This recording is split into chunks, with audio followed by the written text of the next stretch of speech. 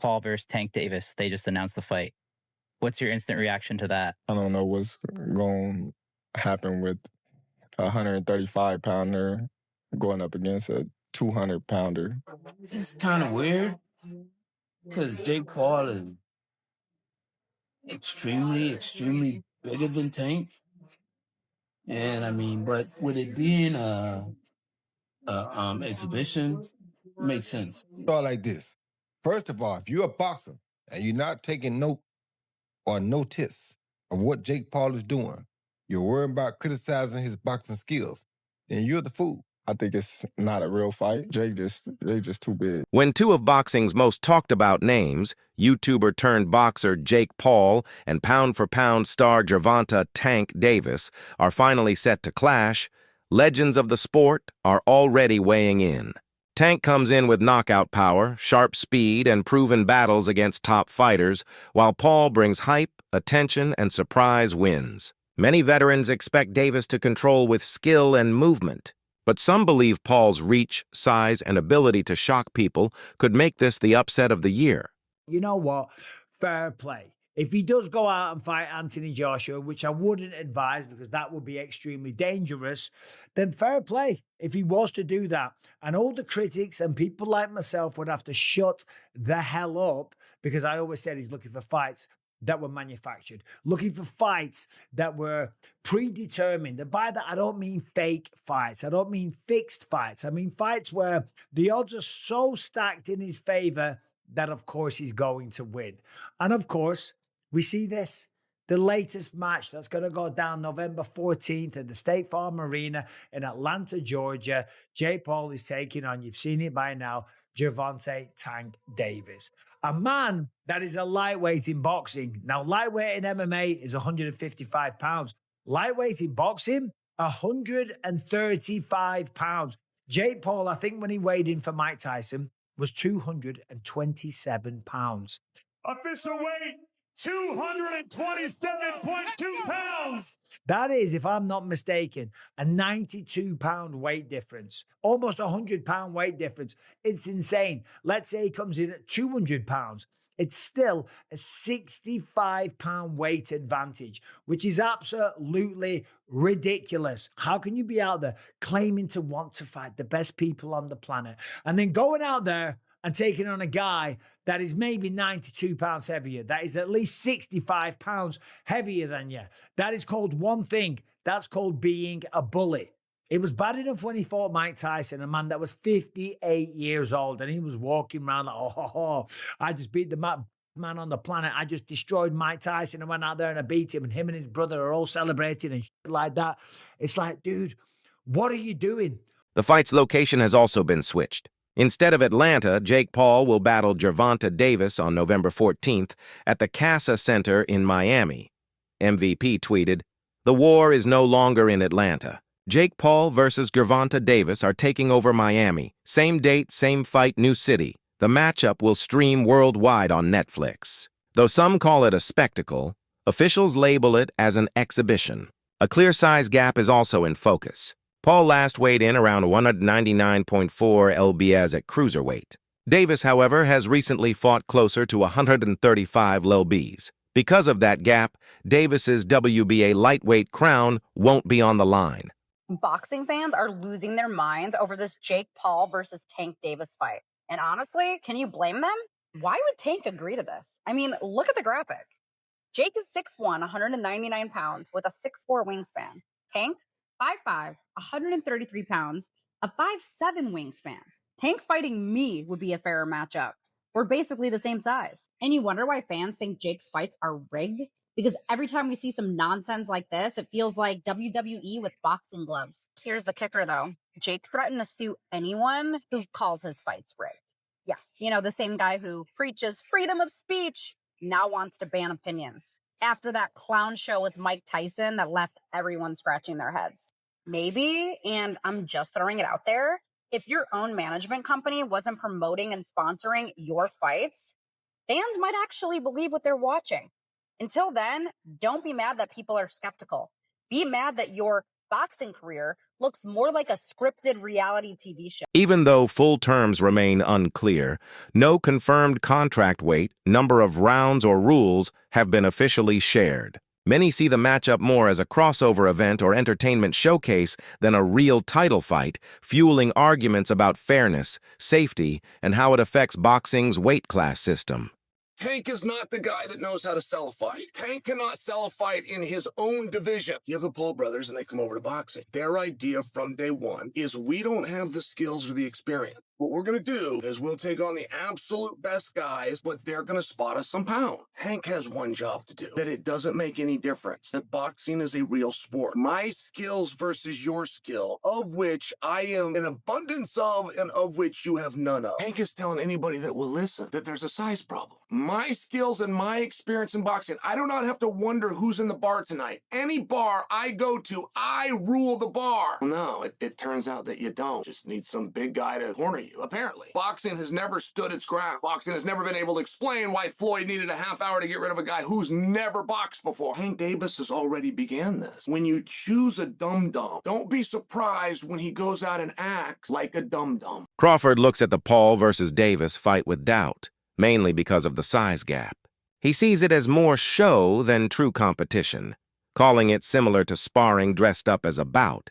While he admits Davis is a powerful and proven boxer with real skills, he warns Paul's bigger frame could tilt things if he lands clean. Even so, Crawford questions whether the fight will follow real professional standards. He keeps stressing that the weight difference makes it unfair to call this a matchup of equals. Jake Paul versus Tank Davis. They just announced the fight. What's your instant reaction to that? I don't know what's going to happen with a 135-pounder going up against a 200-pounder. I think it's not a real fight. Jake just too big. Tank ain't gonna be able to get in from that jab. Jake land one good punch on Tank, it's over with. Shakur Stevenson, still undefeated and highly respected, sees the Paul versus Davis clash as unfair, mainly for Davis because of Paul's size. Still, Stevenson believes Davis's ring IQ, movement, and sharp boxing skills will make the fight look easy. He expects Tank to outbox Paul using precision and footwork, not raw strength. Stevenson doubts Paul has the polish to deal with Davis's speed and timing. He thinks Davis won't chase a knockout, but aim for a safe decision win. Though he criticizes the spectacle, calling it disrespectful to the sport, Stevenson stays sure Davis is far above Paul in pure boxing skill. Case here when you've got what is like a 70-pound difference between these two guys. I mean, size will play some part of the fight, but if I'm thinking like I'm Tank, I'm probably just gonna go out there and try to outbox him and use my knowledge and IQ against him. So I can see Tank just outboxing him and making it real easy. Is there any way you could, any realistic or legitimate way in your mind you could see Jake Paul winning a fight against Tank? No. No way. Nope. Not a lot of people have talked about Jake and said he's got good power. Not even the, and I get anything could technically happen, but you don't even see a realistic shot where he could land one big punch, and Tank being so much smaller, he just can't handle the power. Nah, not at all. I think Tank is he's been boxing his whole life. He's been boxing since a kid, so I doubt like that's gonna be an issue or problem. I think Jake is good for where he's at, but I think it's just levels. What do you think about the rumors of Tank and Jake fight? Man, Tank disrespectful to the sport if he choose that over fighting with me. I'm the best fighter in the sport. I've been telling him that. And he called cap on it. So if you gonna call cap and say I'm not who I say I am, come prove it. I think it's dangerous for him to go back in there and fight Lamont. I think Lamont is a hell of a fighter. I can see that going left. So he better be on his A game. Daniel Cormier gives a more balanced opinion. He respects Jake Paul for taking the risk of facing someone like Davis, noting the high stakes. At the same time, he criticizes the huge weight difference that makes the fight unfair. He reminds that Davis is the more skilled, experienced, and decorated boxer, meaning Paul is gambling a lot. Cormier also reflects on possible outcomes. For Paul, losing could hurt his reputation, while for Davis, losing to a much bigger man could harm his image. Though Cormier avoids a bold pick, he leans toward Davis because of skill, while admitting Paul's size makes things unpredictable. I swear to God, I was on a plane coming home from Las Vegas. When Luis told me Gervonta Davis is fighting Jake Paul, I said, get the bleep out of here. I said, you're a bleep liar. Jake Paul is fighting Gervonta Tank Davis. There's one problem. He fights at 135 pounds. Gervonta Davis is that much better than Jake Paul at boxing. But Gervonta Davis in his last fight weighed 133.8 pounds. And I'm not over here in the business of just crapping on Jake Paul. I am much more respectful of what he's starting to build as a professional boxer. You're fighting a guy that's better than you. He's just much smaller. But that guy, because he's better than you, what if he wins? Everything Jake Paul has done is wiped completely out. Gervonta Davis loses to Jake Paul.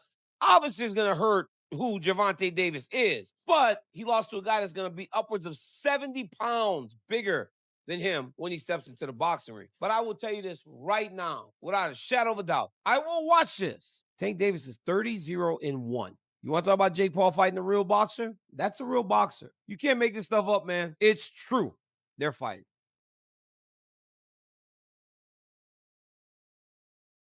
Teofimo Lopez describes the Davis versus Paul event less as a real fight for honor and more as a show built on money and attention. He says there's no shame in that since both men will earn big paydays and bring in mainstream eyes. Even if it lacks the value of a title fight, Lopez believes it still benefits boxing by reaching new fans and creating buzz. An exhibition can still push the sport forward by mixing star power, drama, and big moments.